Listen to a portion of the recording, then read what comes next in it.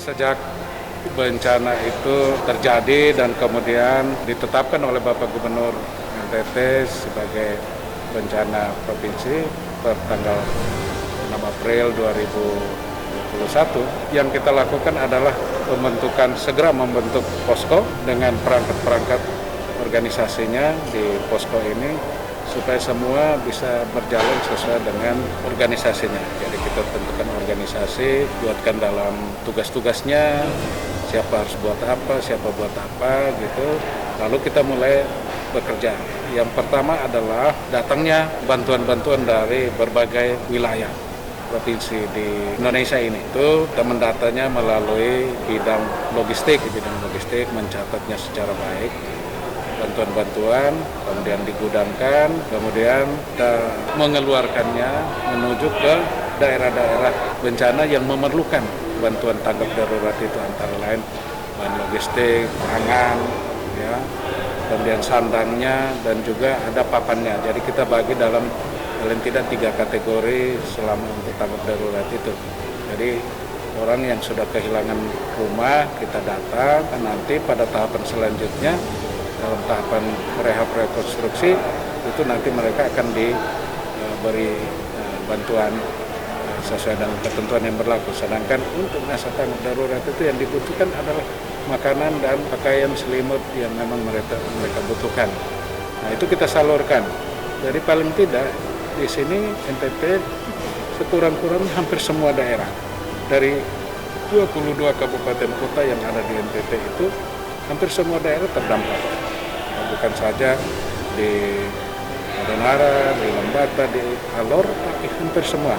Dan semua tempat itu kita salurkan. Kita berterima kasih kepada teman-teman dari BNPB melalui Kepala BNPB Pusat, Pak Jenderal Doni Monardo, membantu dengan helikopter dan pesawat sehingga ke tempat-tempat yang sulit di NTT yang mana kita tahu adalah wilayah kepulauan itu dibantu pendistribusian bahan-bahan itu dengan pesawat helikopter maupun pesawat jenis karavan. Dan syukur sampai dengan saat ini, hari ini kita nomor 19, semuanya sudah bisa tersalurkan secara baik karena ada kerjasama yang baik antara pemerintah pusat, provinsi, dan daerah.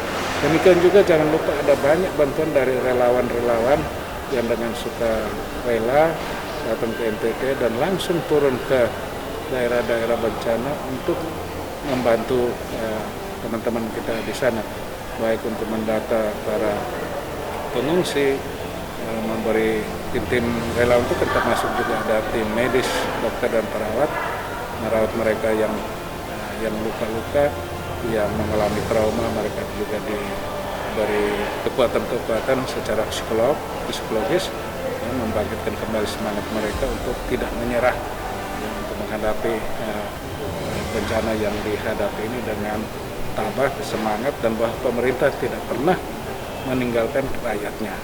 Dan bukti pemerintah tidak meninggalkan rakyatnya itu kan kita lihat Bapak Presiden Jokowi langsung turun ya pada kesempatan yang pertama, Pak Jenderal Doni Monardo selaku Ketua BNPB langsung turun, Bapak Gubernur, Bapak Wakil Gubernur langsung turun ke daerah bencana dan seluruh bantuan bisa disalurkan.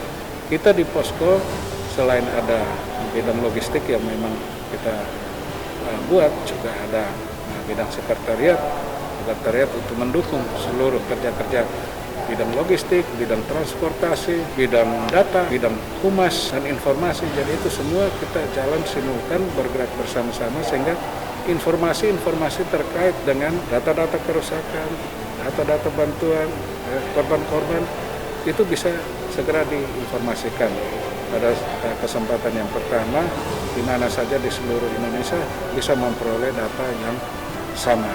Ya, bahwa ada berbagai kekurangan kelemahan, saya kira itu kita sebagai manusia biasa, kita terbatas, dan juga karena ini kejadian pertama yang langsung besar yang terjadi di NTT, yang selama hidup saya belum pernah mengalami kejadian seperti ini.